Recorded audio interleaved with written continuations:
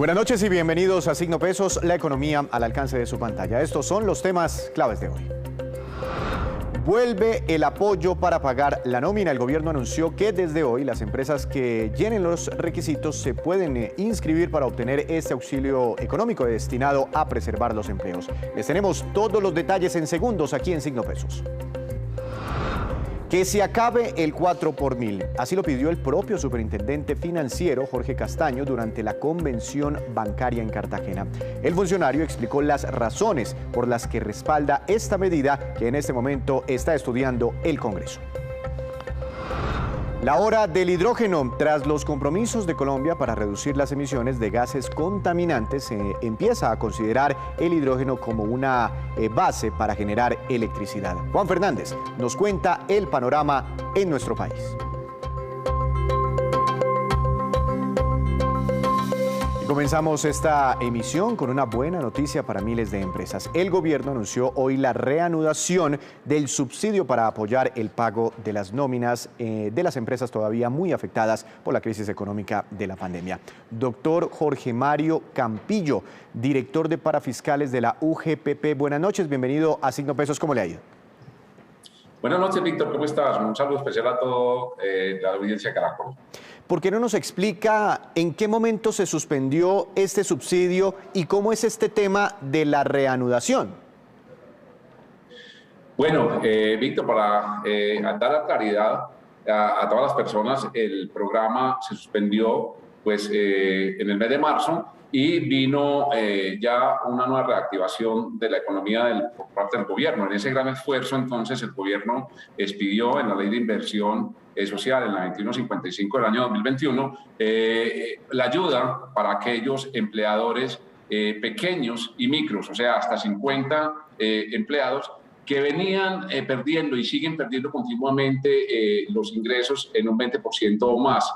Y pues ha generado esta ayuda para que ellos puedan acceder al empleo formal, para que puedan mantener los empleos de sus trabajadores. Entiendo, entonces se había suspendido, gracias a la reforma tributaria aprobada también en el Congreso, se reactiva este subsidio. ¿Y desde hoy y hasta qué fecha se pueden postular los empresarios?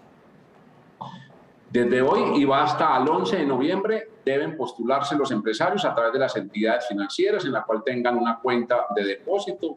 Y ahí entonces presentan un formulario de postulación, el cual será validado por la UGPP en el cumplimiento de los requisitos para entregar entonces esos beneficios a aquellos empleadores que tengan mujeres en su planta de personal hasta un 50% de un salario mínimo, esto es más o menos unos 454.000 pesos, y también para los empleos que han sido más golpeados por la pandemia, como turístico, hotelero, gastronomía, aquel sector artístico, entretenimiento y recreación, también un 50% para esos empleados, bien sea hombres o mujeres. Para los demás sectores de la economía, donde el empleador tenga hombres y participen en la postulación cumpliendo los requisitos, va a acceder a un 40% de un salario mínimo para esos empleadores por cada uno de esos trabajadores que cumplen los requisitos, que son equivalentes a 363.000 pesos. Si mal no recuerdo, se habían acumulado algunos pagos, o mejor dicho, ¿hay algún pago pendiente por hacer desde el gobierno nacional relacionado con este subsidio? Es decir, con esta postulación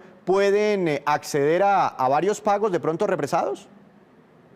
Sí, estamos abriendo una convocatoria en los cuales se está en esta primera para los meses de mayo y junio. O sea, es el primer ciclo de 8 que van a haber, y aquí entonces el gobierno nacional viene ya trayendo lo que venía de esos meses mayo y junio, que es para la nómina que tenían los empleados en los meses de abril y mayo respectivamente del año 2021.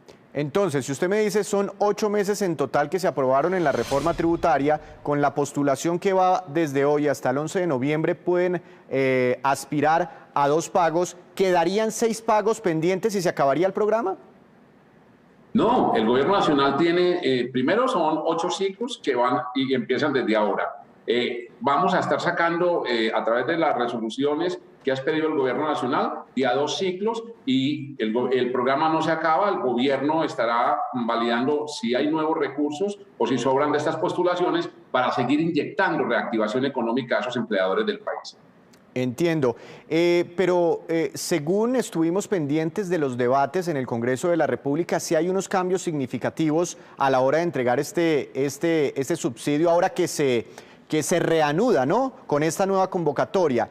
¿Se van a seguir teniendo en cuenta las empresas grandes? Porque en el primer PAEF o en el primer programa de subsidios a las nóminas clasificaron absolutamente todas las compañías. Sí, ese es un cambio importante, quizá el más importante que trae ahora el nuevo PAEF, y es que va a apoyar micro y pequeñas empresas, empleadores que tengan hasta 50 trabajadores. ¿Qué quiere decir eso? Que va y verifica la planilla del mes de marzo del año 2021, si tenía 50 trabajadores en ese momento, y no importa que haya seguido creciendo, que tenga más trabajadores hoy, pero a marzo de 2021 tenía que tener máximo 50 trabajadores, y ese es el subsidio máximo que se le va a dar entonces a estas empresas. Cuando haya trabajadores coincidentes, es decir, que de marzo todavía lo sostenga ese empleador hasta hoy, cada empleador va a recibir por cada uno de esos empleados que son coincidentes el subsidio. Y si son mujeres, pues lógicamente decíamos que un 50% es un salario mínimo, y cuando son de esas empresas que fueron más golpeadas, como las que mencionamos, también del 50%. Los demás van a recibir el 40%. Cuando ya vamos a postular nuevos empleados de los que no son coincidentes, va a haber una priorización sobre aquellos que son mujeres para recibir un poco más del beneficio por cada uno de esos empleadores que hacen el esfuerzo por sostener ese empleo. Muy interesante esa aclaración, porque antes podían aplicar empresas de 1.000, 1.500 empleados, mejor dicho, desde que estuvieran afectadas en sus ingresos, hacían parte de este programa. Entonces está ese tope de 50 trabajadores, y hacia abajo mínimo la empresa debe tener ¿cuántos trabajadores?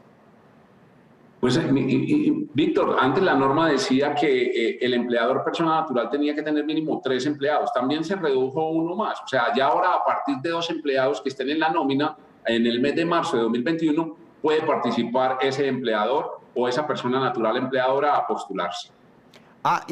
No recuerdo muy bien si el anterior PAEF, el que existía antes de que se aprobara esta reforma tributaria, permitía que ingresaran a este programa empresarios bajo la figura de persona natural. ¿Usted me confirma que ahora sí van a ser tenidos en cuenta? ¿Antes no y ahora sí?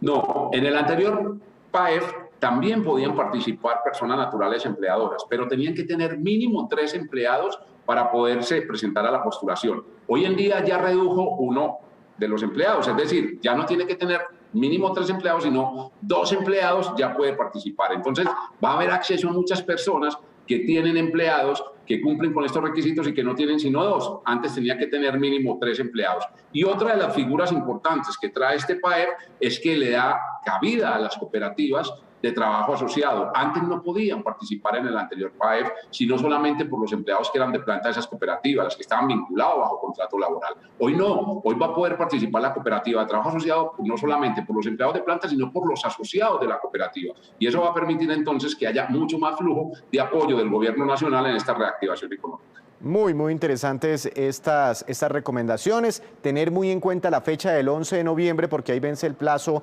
para postularse en estos nuevos giros, en este renovado PAEF, luego de la aprobación de la reforma tributaria. Sí me gustaría hacerle una última pregunta. ¿Qué balance finalmente tienen ustedes del primer PAEF? ¿Cuántos recursos desembolsaron? No sé si de pronto tienen la cifra de cuántos empleos lograron ustedes proteger. Víctor, imagínense que en el primer periodo del PAEF fueron 143.000 empresas que apoyó el gobierno nacional, 143.000 empleadores que pudieron sostener su empleo, más de 4.1 millón de trabajadores beneficiados que tienen y permanecen hoy en su empleo. Y además de eso se entregaron más de 6.8 billones de pesos, que es una cifra significativa en donde el gobierno nacional cumplió su compromiso de reactivar la economía nacional, y de ahí los resultados que estamos viendo en este gobierno. Doctor Jorge Mario, muchas gracias por estos minutos para Signo Pesos, y seguiremos informando a los empresarios para que tengan muy en cuenta estas fechas y no dejen pasar esta oportunidad de seguir recibiendo esta ayuda para proteger los empleados. Feliz noche, gracias por estar aquí en Signo Pesos. Víctor, muchas gracias a ti. Muy pendientes entonces, la fecha del 11 de noviembre, exactamente es el jueves de la otra semana. Hacemos una breve pausa, pero cuando regresemos espere, ¿qué instrumentos financieros están usando los colombianos para ahorrar? Ya les contamos.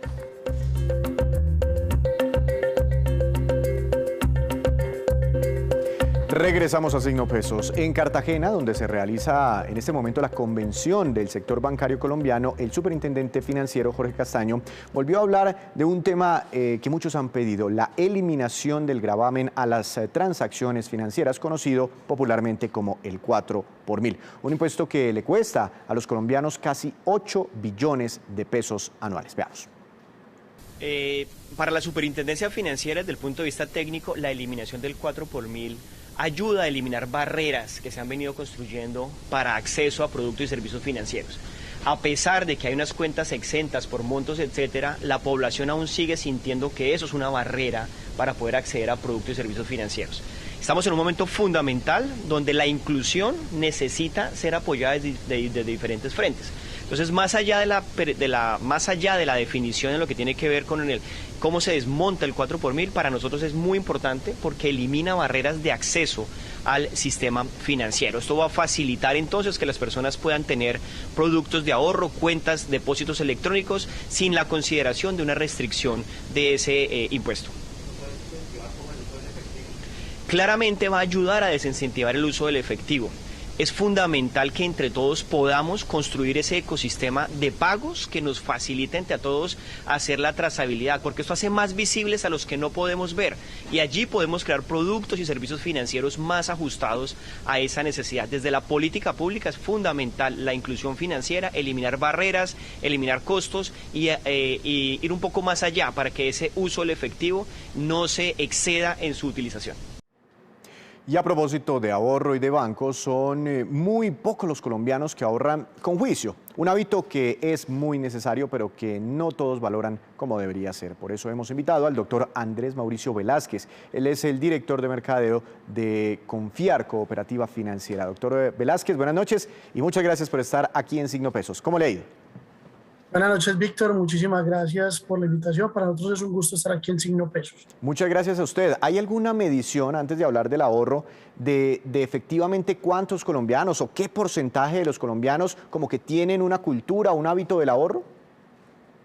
Bueno, las mediciones no son muy frecuentes a nivel nacional, pero según el DANE, en una encuesta que presentó en enero de este año, el 15.2% de la población mayor a 18 años tiene algún ahorro, ¿sí? Distinto a la mayoría de la población que lo tienen, que lo mencionan, pero que no lo tienen en un ahorro formal. La mayoría nombran que tienen ahorros para la vejez, para el futuro, algunos para educación y el 20% para emergencias en general. Pero es una cifra baja en comparación con la inmensa población que tiene la oportunidad de ahorrar en Colombia. Una cifra baja frente al total de la población, pero cuando nos comparamos, no sé si usted tenga esa medición, con otros países, ¿estamos muy quedados? ¿Nos falta mucha cultura del ahorro? Si supieras que no, Víctor, ve, hace poquito publicaron, Felaban publicó que el 24% de la población latinoamericana tenía algún ahorro formal. Si nosotros estamos hablando del 15%, pues tenemos que acercarnos un poco más a esa medición. Si estamos muy lejos del 70% de los países de la OCDE, pero en relación con Latinoamérica todavía no es tan distante. Ahora, cuando profundizan ese dato en relación con los distintos países, Colombia está entre los 6 países que recogen el 80% del ahorro formal en Latinoamérica, con el 8% de ese porcentaje, lo cual indica que hay situaciones en otros países mucho más complejas para acceder al ahorro formal. Sin embargo, pues yo creo que nos debemos comparar, yo creo que con los mejores, con los que han logrado unas mejores cifras, como un Perú, como una República Dominicana, como un Chile, que también participan con economías tal vez un poco más blandas que la que tiene Colombia. Entonces, es una exigencia llegar por lo menos a ese 24% de Latinoamérica y seguir creciendo la cultura del ahorro para Colombia. Cuando usted dice ahorro formal, ¿a qué se refiere? ¿La plata debajo del colchón no es un ahorro formal? Pues finalmente para poderlo medir tiene que pasar por una institución financiera. El dinero debajo del colchón es un mecanismo válido de ahorro y yo creo que hay que arrancar por alguno de ellos, la alcancía, debajo del colchón, en dineros, ahorros familiares, son muy válidos, pero no podemos computarizarlo, no podemos sacar cifras ni tendencias de esa estructura de ahorro. Por eso la invitación es también a conocer los mecanismos de ahorro formal en las instituciones financieras, como el caso de Confiar, como el caso de otras entidades, que permitan no solamente pues, que nosotros lo veamos en cifras, sino que permitan ganar alguna rentabilidad y no tener el riesgo que se tiene cuando se tiene bajo el colchón de que por una situación ajena a la voluntad ese dinero se pierda o se dañe. No, y así no se pierda, si queda muchos años debajo del colchón, pues pierde poder adquisitivo esa persona porque se va desvalorizando ese dinero con la inflación. Pero bueno, bajo qué condiciones una persona debería empezar a ahorrar? ¿Esto es para qué tipo de personas? Porque muchos tienen en la cabeza de que el ahorro es solo para el que tiene un buen trabajo, que se gana mucha plata, que tiene unos excedentes. Víctor, muy importante tu pregunta y la conecto con lo que me decías ahorita, la inflación. Cuando uno va y revisa, muchas personas no entienden el ahorro o están temerosos con el tema de costos por el ahorro, 4 por mil. El ahorro debería ser para todos. El ahorro es tranquilidad, es autonomía, es certeza de futuro. Sería entender más que como un hecho económico de las personas en comparación con su ingreso, debería entenderse como una inversión cultural. Incluso nosotros hemos nombrado y en Confiar trabajamos mucho en ello, que debería estar en la educación formal, ¿sí? A los niños de primaria les deberían enseñar a ahorrar, les deberían enseñarse a alimentarse bien, entre otras cosas. Pero no vamos a entrar pues a discutir el tema educativo. A lo que nos referimos es que hace parte de un hecho cultural y de una escala de valores que no excede o no tiene que ver con el nivel de ingresos con el que tú nazcas o el presente o el que tengas en el presente. Debe ser en relación con tu capacidad y la educación que te brinden, ¿sí? Uno de los primeros elementos a los que tenemos que apuntarle es que el ahorro no sea lo que sobre del ingreso, sino que el ahorro esté antes del gasto.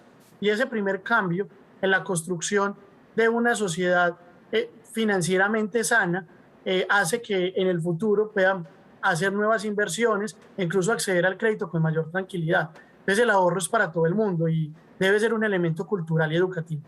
Entonces lo que usted recomienda es, antes de pensar en gastos de ropa, de pronto de viajes, de ocio, trate de destinar un recurso para empezar a ahorrar. ¿Qué porcentaje del ingreso sería, no sé, lo recomendable?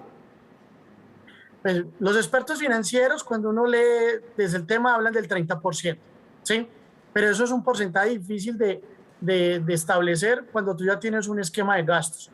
Es posible para quienes apenas están empezando a recibir ingresos. Una persona que obtiene su primer trabajo, esa es una muy buena recomendación, empieza a ahorrar. Ahora, si tú no tienes en este momento el flujo efectivo para hacerlo, ahorra el 10% o empieza a entender tus gastos hormiga y a entender tu presupuesto para establecer un ahorro previo antes de empezar el gasto. Entiendo. Los que ahorran, no sé si ustedes tienen alguna medición entre los que ahorran, ¿para qué buscan tener ese recurso por ahí guardado? ¿Para qué utilizan esa plata? El ahorro más común es para la vejez. Ese es el que todo el mundo nombra y básicamente lo nombra porque en la mayoría de los casos lo toman como un ahorro obligatorio. Seguido de eso, hemos encontrado dos tipos de ahorro. El ahorro formal, que tiene un propósito, viajes, educación. La mayoría de personas ahorran el primer semestre del año para gastar en el segundo semestre, ahorro navideño, matrícula de los niños, etc. Y hemos encontrado otros ahorros más asociados a aquellas personas que tienen fluctuaciones en sus ingresos y que entienden que los buenos ingresos de hoy pueden ser la tranquilidad de mañana cuando esos ingresos bajan, sobre todo los independientes. Los que menos ahorran son los asalariados, que comúnmente viven del futuro y cuentan con el dinero que les va a llegar en primas y en otro tipo de espacios. Pero hemos encontrado ese tipo de destinaciones.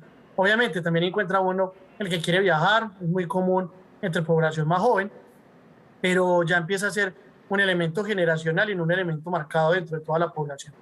El que es asalariado y ya obligatoriamente está ahorrando para la vejez, porque usted sabe, le descuentan a esa persona una tajadita para aportar a un sistema pensional, además digamos que hay unos recursos de cesantías, como dice usted, tiene la prima, etcétera, etcétera. Esa persona, independientemente de todo ese ahorro obligatorio que ya tiene, ¿debería ser un ahorro voluntario?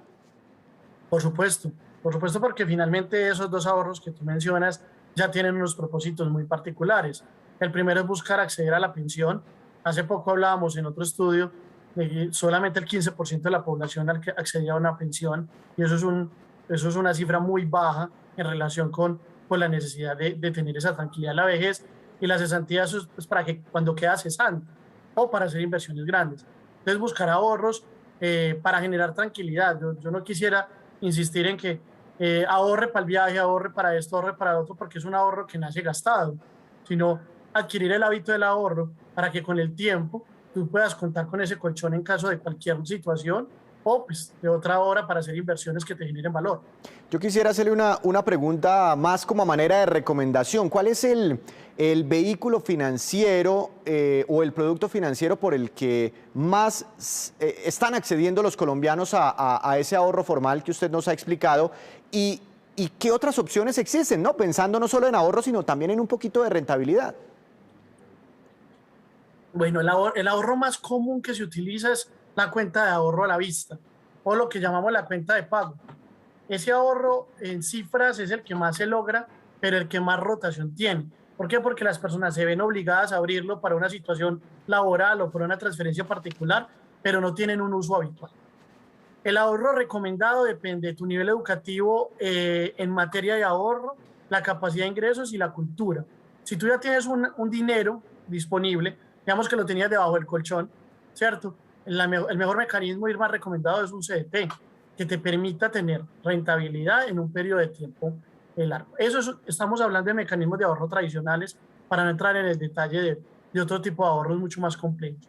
Pero si tú no tienes ese dinero ahorrado y lo que quieres es empezar a crear un pequeño fondo o un mediano fondo para que te sirva para el futuro, ahí existen ahorros programados que están exentos de cobros de 4x1000, de cuotas de manejo, que a veces eso distrae y aleja un poco a los ahorradores y que te permiten planear a 3, 6 meses, 1 año, 2 años, 3 años, según tu planeación financiera, qué disposición tienes. Ahora, si tu sueño es tener casa propia, existen ahorros programados de vivienda. En Confiar lo llamamos su vivienda. Y ese ahorro programado es certificable para acceder a los subsidios de la nación. Entonces, la mayor recomendación que yo le haría a las personas que quieren empezar a ahorrar es el ahorro en un pequeño presupuesto.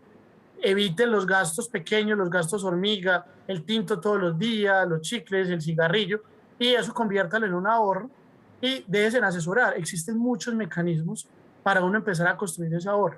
Entonces, acérquense a una de nuestras agencias y nosotros les vamos a enseñar cómo ahorrar antes que gastar. Pues doctor Velázquez, muchas gracias por estos minutos para Signo Pesos. Aprendimos bastante sobre el ahorro y por supuesto lo seguiremos invitando. Muchísimas gracias, Víctor, a ustedes por la invitación. Ven ustedes entonces muchas opciones, muchas alternativas, inclusive controlando el gasto podemos empezar a ahorrar.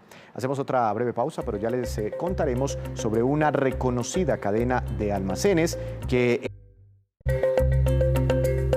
Regresamos, volvemos a Signo Pesos con esta, que es la cifra económica del día. 1.012.000. Y corresponde a la producción de sacos de café alcanzados en octubre de este año en Colombia. Según la Federación Nacional de Cafeteros, significó una caída del 13% frente al mismo mes del año pasado. En el acumulado enero a octubre, la producción llega a 10 millones, un poquitico más de 10 millones de sacos de café, y las exportaciones durante este año ya van en 10.135.000 sacos del grano. La superintendente de Servicios Públicos, Natasha Avendaño, expresó sus preocupaciones ante el claro riesgo que Hidroituango pueda no entrar en operación a tiempo o en los tiempos previstos. Con ella habló nuestro compañero de Noticias Caracol, Wilson Quimbay. Hidroituango, ¿qué encontraron sobre la certeza de que las 2 primeras unidades de generación que estaban previstas para julio y agosto del próximo año entren efectivamente en operación? Hay un margen muy estrecho ante posibles fallas imprevistas y ese margen tan estrecho lo que lleva es que a cualquier desviación del cronograma pues puede generarse un retraso en la entrada de la operación, lo cual podría poner entonces en riesgo la entrada de estas unidades, en riesgo la capacidad de generar EPM y de cumplir con esas obligaciones. Nosotros lo que vamos a hacer es, pues esto para nosotros amerita un seguimiento muy estrecho. Nos parece que tienen más o menos un margen de maniobra de 2 meses, que no es nada, en un caso pues de un proyecto tan grande y tan robusto como es Hidroituango. Y ahí es donde le llamamos la atención al prestador de la necesidad de garantizar y hacer un estricto seguimiento a todos los pasos del proceso constructivo, a todos los pasos que se están dando de ahora hasta que se empiecen a instalar la primera unidad de generación en julio del 2022, para garantizar que se cumple con el cronograma y que se cumple con la entrada a las obligaciones de energía en firme que tiene en este momento asignado el proyecto. Y llega a esta hora nuestro experto en negocios, Juan Fernández. Buenas noches, adelante con su tema para hoy. Bienvenido. Víctor, buenas noches. Le voy a hablar hoy del negocio del hidrógeno verde en Colombia, que es esa alternativa para reducir las emisiones. El hidrógeno al final es un combustible universal y muy reactivo. Genera energía sin emitir dióxido de carbono y es un negocio a futuro interesante. Usted sabe que el gobierno presentó ese plan para que el país disminuya las emisiones de gases de efecto invernadero y alcance la transición energética. Esa producción de hidrógeno descarbonizará varios sectores como la industria, el transporte y también la agricultura. Se espera que en unos 10 años el país pueda desarrollar entre 1 y 3 gigavatios de electrólisis para la producción de hidrógeno verde. También tener una flota de entre 2.500, unos 3.000 vehículos que funcionen a partir de hidrógeno. En todo ese periodo, las inversiones pueden ser superiores a los 2.500 millones de dólares. Juan, ¿pero ya hay empresas explorando ese negocio? Sí, fíjese que están ahí Promigas, también Ecopetrol, ya están en avances con un potencial interesante de negocio. Y se lo digo porque capital para desarrollar ese hidrógeno verde hay y está llegando a otros países. Mire el caso de Argentina, donde la australiana Fortescue invertirá cerca de 8.000 millones de dólares para producirlo. Ese anuncio de inversión es el más importante de las últimas décadas y muchas en Argentina, y al final pues da inicio a esa nueva industria en ese país. Esas inversiones llevarán a abaratar los costos seguramente actuales de producir el hidrógeno verde versus los combustibles rivales y los mismos fósiles, y al final pues eso lo veremos pronto. Y hoy esta es la movida, Víctor, de hidrógeno verde, ahora que el tema medioambiental toma cada vez más relevancia. Y la transición energética, gracias Juan, seguiremos hablando sobre movidas empresariales. Porque ahora vamos con estos que son los indicadores económicos que usted debe conocer antes de irse a dormir. Tasa representativa del mercado que regirá para mañana 3.847 pesos con 40 centavos, subió más de 9 pesos el dólar hoy. Petróleo de referencia Brent para nuestro país cayó 1,34%, se ubicó por debajo de los $81 por barril. El precio interno del café colombiano subió y quedó en promedio para mañana, se acerca a máximos históricos, a 1.888.000 pesos por carga. Índice MSCI Colcap de la Bolsa de Valores de Colombia tuvo una caída de 0,88%, acción más valorizada Fabricato con ganancia de 6,83%, la acción que más cayó fue Con Concreto, tuvo un retroceso de 4,97%.